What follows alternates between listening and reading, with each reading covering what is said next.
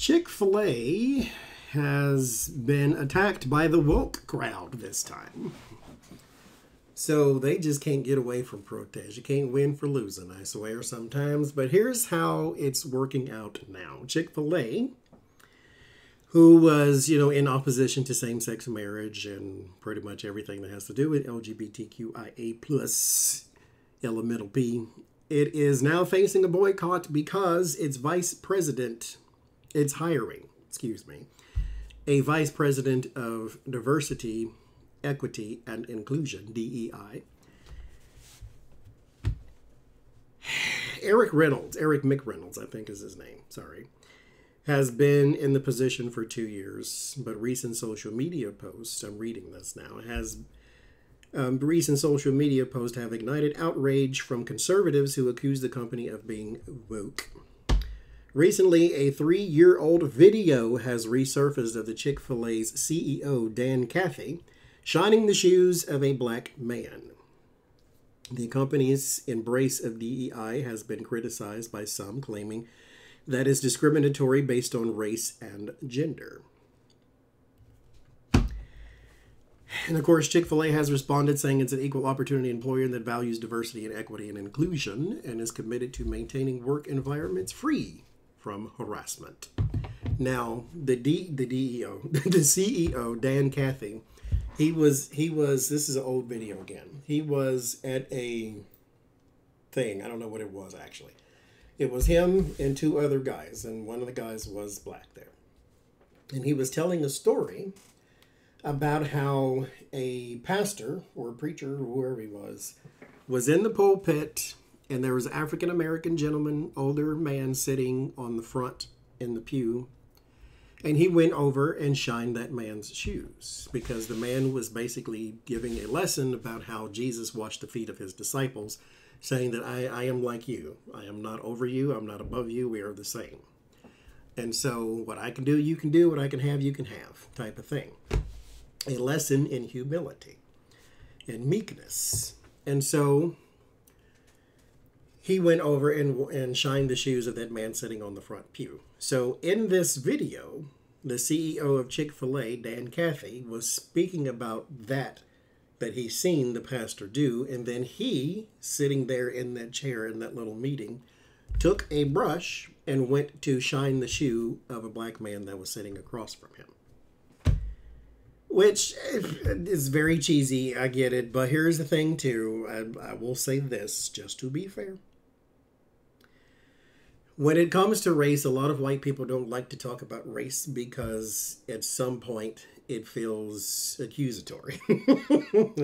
and they also don't know exactly what to say because they don't want to offend, while at the same time they're trying to assure you that they are indeed an ally of yours. And so that's why you have the whole, I don't know whether to say black or African American, and this and so they don't know how to approach it all the time because they don't want to offend, while at the same time letting you know that I am on your side, but I don't exactly know what to say and what not to say. And so he was there and he did the whole shining shoes of the black man thing, and it's corny, and you just stop it. Don't touch me, okay, first of all. But at the same time, you have to give credit to anybody who is at least trying. He may have missed the mark on that one, but the sentiment was there. The whole Jesus washing the shoes, I'm not above you, and blah, blah, blah. Jesus was talking to his followers, though, and not just random black people sitting across from him. So, again, you have to at least give him a slight bit of credit for at least trying. It was awkward and haphazard or whatever that word is, but he at least tried. Now, so what I want to know is, what does Chick-fil-A do now? Are they going to face harsh blowback from the conservatives? Will restaurants be out of business in 8 days and 40 nights? Or what's going to happen here? Will they be all right? Because mind you, over the past couple of years, they have been trying to clean up the image because they don't want to come off as hateful anymore. And I get it. You're religious, but you're not you're not a follower of Christ if you are giving money to anti-LGBT community, not communities, but organizations. If you're giving money to those people, you know that what they're against. You're against same-sex marriage, okay, fine. But that is not what Jesus would do. And so the whole conversation has a root in misunderstanding. First of all, being gay is not a choice. Why would a person choose to be a minority? I don't know. And so you have to start there and then realize that, oh, maybe this is part of God's plan too. Maybe it's population control. Maybe it's just a human aspect like brown hair and green eyes. So it's one of those things to where you need to go back to the core and realize this is not a lifestyle choice. And then you can move on to not being hateful and bigoted. So it's one of them things to where you just need some education. But at the same time, I don't want your sandwich either. So same with Hobby Lobby and anybody else who believes that their Bible and their beliefs trumps everything else. Now, if you don't want to be hateful, then maybe be an actual follower of Christ, as the Hierophant card flies out. I'll leave it there. Be an actual follower. Jesus washed the feet of his disciples. Not because their feet were dirty, but because he was giving a lesson in humility and meekness. That has nothing to do with protesting same-sex marriage. The Nine of Swords, there is some worry, some stress, some anxiety, that type of thing.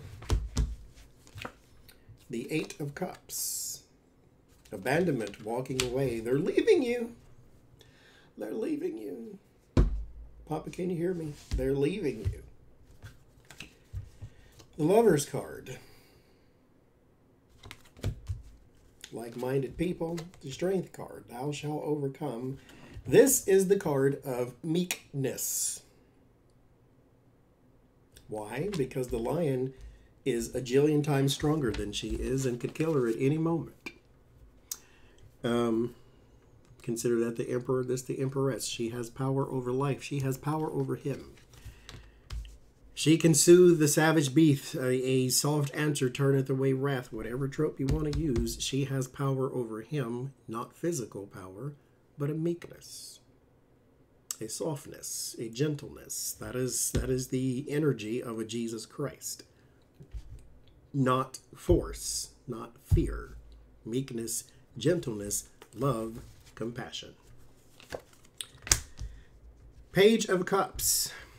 It will surprise you who now supports you. Like-minded people.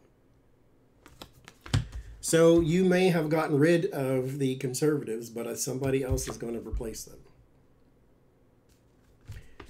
To some people, it's just a chicken sandwich. I don't really give a damn what's going on with your personal politics. But for some people, they will see this as a... Because politics plays into their consumerism. I had a lady when I worked in a store in Mississippi. No, was it Mississippi? Doesn't matter. In a store somewhere. She was telling me about Haagen-Dazs and how she buys it now because she doesn't agree with the politics of Ben & Jerry's. Okay, fine. Then don't buy it. You are replaced by somebody who will. Chick-fil-A is still open in spite of all of the left-wing people saying you don't support LGBT, then we don't support you. And so we went on about our merry way, and then Chick-fil-A is still open. And so these things go in circles. But here, with the Four of Wands, they're still secure. Six of Wands, even elevated. Here is your opportunity. Six of Wands is the person at the center of attention. This is your opportunity to clean all this up. Woke companies will always be in business. Let me tell it to you that way. Why? Because the majority of this country is awakened. The reason you hear all the woke, anti-woke messages and protests is because the media needs something for you to click on. That is not the majority of this country. The majority of this country is progressive-minded. And so the Six of Wands is now your opportunity to tell everybody your new message.